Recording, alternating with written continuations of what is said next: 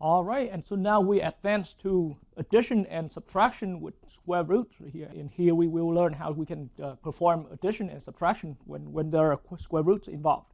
All right, so let me bring back a quick illustration idea right here. All right, so in a problem like this, I have mentioned in one of the much earlier problems that when I was explaining about when square roots are being involved together with other operations such as addition or subtraction here, then from what I have explained before, then square root has higher priority compared to either addition or subtraction. And so in that way right here, with a simple calculation like this, with this simple expression right here, what we are instructed to do is to, first of all, we have to take two square root operations right here simultaneously. And then once the results from the two square roots come out, we're gonna add the two results. Okay? But then in this case right here, according to this problem, and after what we have learned so much about square root, now then square root of 3 is well known as a very irreducible square root. And the same with the square root 7, another very irreducible square root right here, simply because the two values inside of the roots here, they are prime factors. They're all prime values. And so in this way right here, now I have to say, sadly, this expression right here, of course, unless we want a lengthy decimal expression right here, but as far as exact expression, then we are at the most reduced expression for this. And so square root of 3 plus square root of 7, there's nothing much we can do right here. And once again, I'm saying this an expression like this, where there is addition between two square roots, this particular expression right here is at its very most reduced stage already. However, let me now bring in an observation from another problem. We can observe the following. All right, so 2 square root of 5. Now, I'm bringing back this expression, this operation right here, from the demonstration problem 3D that we have seen earlier in the lesson about square root here. So from what we have understood before, then 2 square root of 5 means it's a 2 in products with the value, whatever value for square root of 5. And then in the explanation I've delivered before, then once again, this is already at its most reduced form. However, the observation that I'm about to bring in is as following. Now, yes, 2 square root of 5 means 2 times whatever the value for square root of 5. And again, we've always been avoiding to write down a lengthy decimal expression. And so all we can do is we keep the square root of 5 in exact expression. And this entire expression here means 2 times square root of 5. But now as we say 2 times square root of 5, 2 times square root of 5, we say the word square root of 5 as some value that we have decided to keep exact, but 2 times of that value. So 2 times of that value, now in traditional mathematics, it means a lot of things. On one hand, it means we can go 1 square root of 5 and plus another square root of 5. That will for sure give me 2 times square root of 5.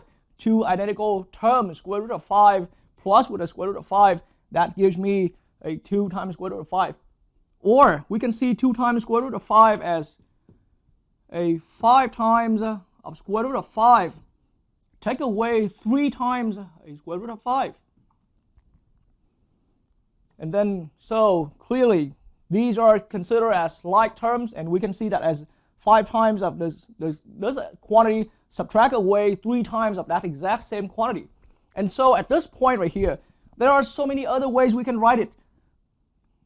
It's also the same as 3 times the square root of 5, take away 1 time of the square root of 5. These are all what come out with 2 times the square root of 5. And now let me bring in another observation. This value square root of 8 that we have seen from an earlier demonstration problem, and namely that was problem 6a that we have done before. So according to the result that came out at the end of problem 6a that we have seen, then square root of 8 can be reduced down to 2 square root of 2. And so a lot of times, my point now is that a lot of times after reducing square root, we came to an expression where we have a multiple of a very irreducible square root. And so similar to the square root of 5 that I have brought up here we have a 2 square root of 2. So the 2 square root of 5 we've had earlier, the square root of 5 was a very irreducible, and then we had a multiple. So now the same exact situation here. This is a multiple. I'm seeing this now not simply just a multiplication, but I'm seeing this as a multiple of that value, whatever value that can be. We have decided to keep that in exact expression. And so 2 times 2 multiple, a 2 multiple of that square root of 2. And so for this 2 multiple square root of 2 right here, I can in one way see that, or what it means here, it means that we can have a square root of 2 plus with another square root of 2. That will exactly give 2 times the square root of 2. Or the same multiple, 2 times square root of 2. I can think of that as a 3 times multiple of the square root of 2 and take away 1 time. Take away 1 square root of 2. That will also give 2 times square root of 2. And there are so many other ways again. I can see this as a 5 square root of 2, take away 3 square root of 2. There are so many ways. And so combining this observation with the earlier observation that I've brought in, then in the end it turns out that here's the thing that we can do. Yes, admittedly, each one of these roots, we can no longer reduce them. But now we can treat them as like terms, and now we can combine them into a multiple. So anytime that we have like roots like this, we can consider them as like term, and we can combine either through an addition or through a subtraction right here, so that we can bring them into the one term as a final multiple right here. And so the work here has come out just like the combining like terms like that. All right. All right, so now let me bring in a problem right here, whereas right now I call that problem number 10, and part A of that problem right here, I would like to demonstrate the idea and the fundamental that leads us into some new understanding. So in this problem right here, problem 10, part A, we are asked to reduce the following expression right here. So in this expression, what I'm seeing here is we have 2 times of the square root of 2, and we would like to add that, we're instructed to add that with 5 times of the square root of 2 again. And so as we're now asked to reduce this overall expression, I have observed that, of course, square root has the highest priority throughout all of the operations existing here. So there's multiplication, there's addition, there's a multiplication, and there's taking square root. But then taking the square root should be done first because it's the highest priority here. However, each one of these is already at its most reduced form right there. And so here I can simply only see this as, hey, we have a 2 multiple of this square root of 2, and gladly the same exact square root of 2 values, we have another 5 multiples of that. So in the way how I'm seeing it, I can just simply combine these two as into a 7, because 2 times of that square root of 2 plus another 5 times of that square root of 2. The answer comes up to a total of 7 square root of 2. All right, and that's how it has come to our final answer. And so now I'm seeing that as a 7 times with that very irreducible square root of 2. Now, before I completely close down and move away from this demonstration problem right here, we can think alternatively as square root of 2 times square root of 2 plus a 5 times square root of 2. We can alternatively recognize the square root of 2 in each of the 2 terms here as a common factor. And so from the algebra that we've been comfortable with, we can factor out, according to the distributive law, factor out the square root of 2 and simply just add the 2 and 5, the 2 multiples here. And that's how we can once again come back to that final answer being 7 times of that square root of 2. And so once again, this problem here leads into the way of, and gives rise to the way of how we can add any 2 square roots right here. But it's critically important, or it's a critical requirement that the 2 square roots here has to be like square root. So they have to be both the same type, like terms. All right. All right, so let's look at another problem right here in this demonstration problem number 10 right here, and let's call that part B of the same demonstration problem. Once again, we are asked to reduce this expression right here. And so once again, I see in this expression, the entire expression here, we have taking square root as one operation. We have multiplication, for example, existing between the 3 and the square root of 3 value right here. We got the multiplication. We have also another multiplication between 8 and the other square root of 3. And so in this case right here, again, square root has the highest operation priority. And so, but sadly, these two square roots are at its most reduced already. These two square roots are very irreducible now.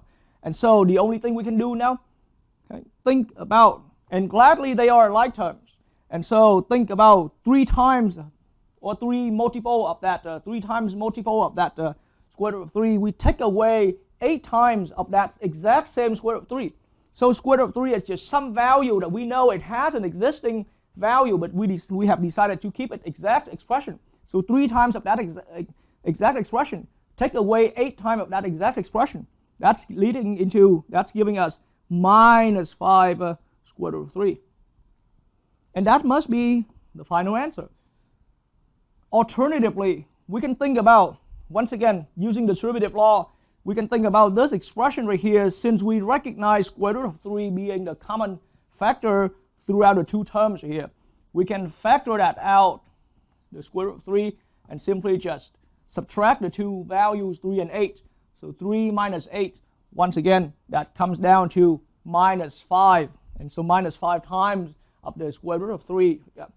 Okay, and so that's how we have found the answer. So the bottom line now is that anytime we're adding or subtracting square roots, it's critically required that the square root terms have to be the like square root. But then, and once there are like square root here, then we can still combine these like square root terms as just like how we have combined like terms. Frank. All right, so here we are at example number 11 here. So in this example, we are asked to simplify this expression.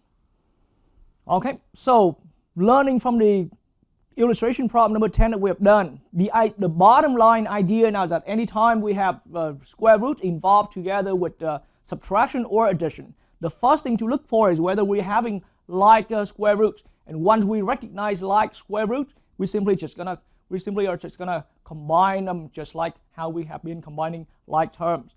So in this example, particular right here, even though we are not having particular values being put inside of the square root, what we have here is more like an expression being inside the square root. But in the end, square root of x as one expression, another square root of x as another expression. So I'm recognizing these two terms as like terms, just like how we have seen that back in the demonstration problem. So now the way how we're doing it, it's easy. Subtracting these two terms here, all we do is just combining these two terms just like how we've been combining like terms. So now 5 minus 5 square root of x minus, or take away 1 time of that square root of x. We're ending up with 4 times the square root of x. And that is how we have found our final answer.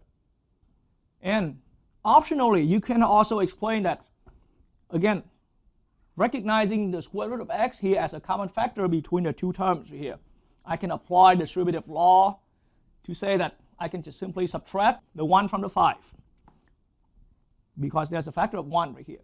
And we multiply that difference by the square root of x. 5 minus 1, after being grouped, will come out being 4.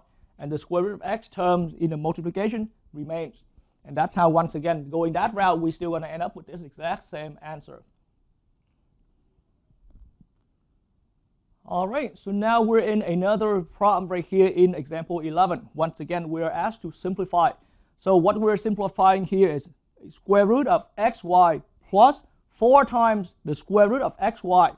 And so now I'm going to speed up the process a little bit, just like how I've done in the earlier part of the example or in the earlier demonstration problem. So now I recognize the entire square root of xy as the common factor right here, as like terms here. So we got a like term here and we got the like terms here. So now having two like terms, I'm just going to simply combine them through addition. So combining these two like terms, 1 time of that plus 4 times of that, giving me 5 times the square root of xy. All right, and so optionally you can write down 1 plus 4 and multiply with the common factor being the expression square root of x times y. And 1 plus 4 in this distributive law, the explanation, 1 plus 4 will combine to a 5 here. And once again, that's how we arrive at this answer of 5 times square root of xy. All right, so now we're learning how we can rationalize a denominator. So before I get into explaining what it is, rationalizing a denominator is simply a process. But now let me swing over to the computer screen and bring up the formal description about this process right here. All right, so on my computer screen, what it says now is that rationalizing a denominator is a required process. Anytime the denominator of a simplified or a reduced fraction either is an irreducible root or has multiple terms being irreducible root. Anytime the denominator of a simplified or reduced fraction either is an irreducible root or has multiple terms being irreducible root. So this is what it means right here. Let's say I'm going to bring in 5 square root of 3. This is a simplified or a reduced fraction because we can no longer, there's no further common factor, there's no common factor other than 1. So that is a reduced fraction. Okay, the denominator of this fraction is an irreducible square root, and that's what it says now, is that a fraction like this is where we are required, anytime we're ending up with a fraction like this is where we are required to bring in the rationalizing the denominator process right here, to bring in that process where we rationalize the denominator. Okay, and so as another explanation, think about, all right, we can sometimes have a fraction like this. What we have in the numerator is a 2. What we have in the denominator is a square root of 3 plus a square root of 5. There are 2 terms in the denominator here. And once again, the entire fraction here is already a reduced fraction. However, the denominator here has multiple terms, each one of these being an irreducible square root. All right, this is another example of a fraction where we are required to perform the rationalizing the denominator process again. Okay. All right, so now allow me to bring in example 12 right here. Now usually I do, I illustrate the idea in an actual problem where I give a lot of explanation, and then we do the example, a following example to, just to solidify the idea. However, the idea here is simple enough, so allow me to just, an example right here, in an example problem, allow me to give the explanation, lots of explanation, and also solidify the final method right here. So the idea, once again, we are asked in this example 12, part A, we are asked to rationalizing the denominator of this fraction. And so I have brought up this fraction here prior to getting into the example. What we are seeing here is that we're having a simplified or reduced fraction where the denominator here is an irreducible square root. The problem is that nobody likes having an irreducible square root in the denominator. So that's why this process comes in right here. This process of rationalizing the denominator comes in. But then please allow me to finish rationalizing the denominator, and then I will explain what our final goal is. So just keep in mind right now, we don't want having a square root, an irreducible square root in the denominator. And so that's why we bring in the process of rationalizing the denominator. And then now allow me to show the process right here. So now in this process, what I'm having here is a fraction with the denominator being a one single term, and the term itself is an irreducible square root. And then this is the simpler case right here. I will, throughout our learning, we will get to the case where we will at some point come back to the cases where we have a denominator having multiple irreducible terms. But right now, let's say we're just looking at this denominator here with just one term and being an irreducible square root. So what I am going to do, it's a square root of 3. And so I am going to multiply the denominator here by the square root of 3.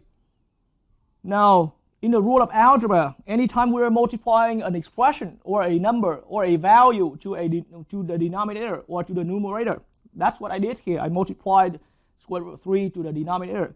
Make sure we multiply the same exact expression or value to the numerator as well. So you can also think of this as the square root of 3 over square root of 3 to be multiplied with this fraction 5 over square root of 3. All right, and so I wrote the value that we multiply in red ink for you to catch for that to catch your attention that this is also how we are rationalizing our denominator over here. So whatever we recognize being the irreducible square root in the denominator, we multiply by itself. Okay.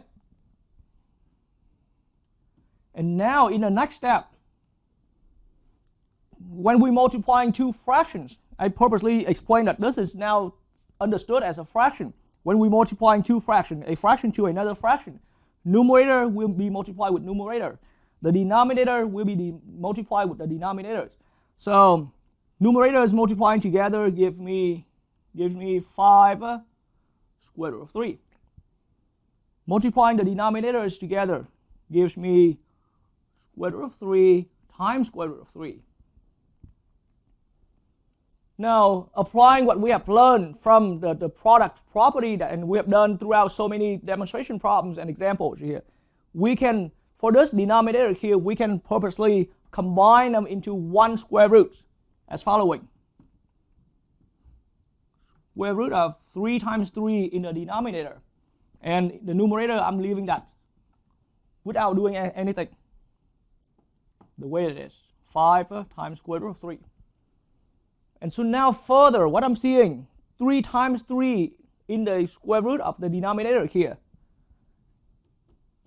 I'm having a square root of 9. And on the numerator, I still have 5 square root of 3.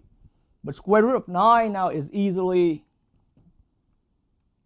seen as square root of 3 squared. And 5 square root of 3 remains exactly the same in the numerator. And the denominator now becomes, see, now we've been so fluent with this, taking the square root of a perfect square. Or you could have shortened your step right from here, jump to the final answer. Square root of 9, or think of that as square root of 3 squared, will give you just simply 3 right here. The numerator is kept exactly the same.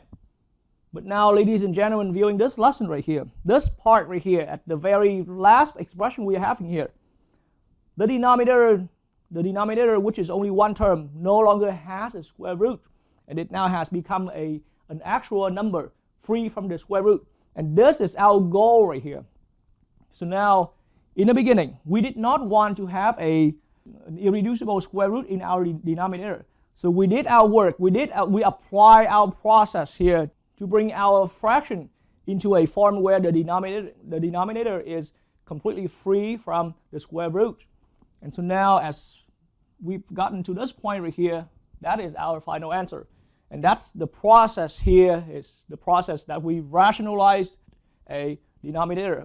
And so in this problem here, we rationalized our denominator here. All right, so now we are looking at another problem in our example 12 where we are having a simplified or reduced fraction here where we have a denominator being an irreducible square root. It's a square root of 7. Okay, and so similar to part A of the example, we have only one term denominator here, and this only one term is an irreducible square root. So the technique we have learned earlier is square root 7 in the denominator. We are going to multiply with the exact square root being the square root of 7. And so now I'm going to have to multiply according to the rule of algebra. I'm also going to have to multiply square root of 7 to the numerator. Okay? And so now we think of this square root of 7 over square root of 7 as another complete fraction. And so in that way, multiplying a fraction to a fraction, we simply just going to multiply numerator with numerator, the denominator with the denominator. And so in that way, in my next step right here, multiplying the numerators together will give me square root of 5 times the square root of 7. I put that in my final numerator. And in the denominator, we're looking at square root of 7 times square root of 7. That's how we multiply the two fractions together. And now in the next step, I can just simply apply the product property for both numerator and denominator. So in the numerator, I will produce one combined square root of the product of 5 times 7. In the denominator, I can just simply produce one combined square root according to the product property. One combined square root of the product, 7 times 7. And so one more step here.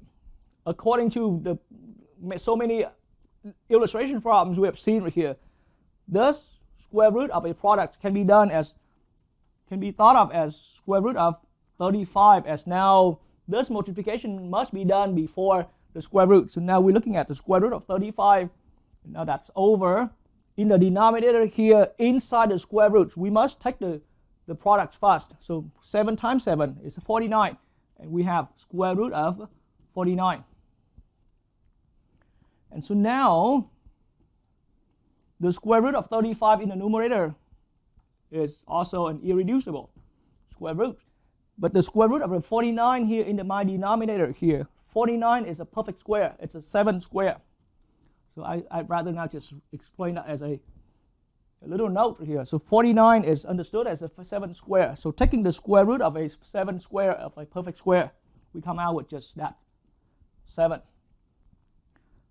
So now that final denominator here is completely free from being an irreducible square root. And it's still a simplified fraction. And so this is where I'm seeing that this is our final answer right here. And the process we're doing here is the process that's called rationalizing this denominator. Okay.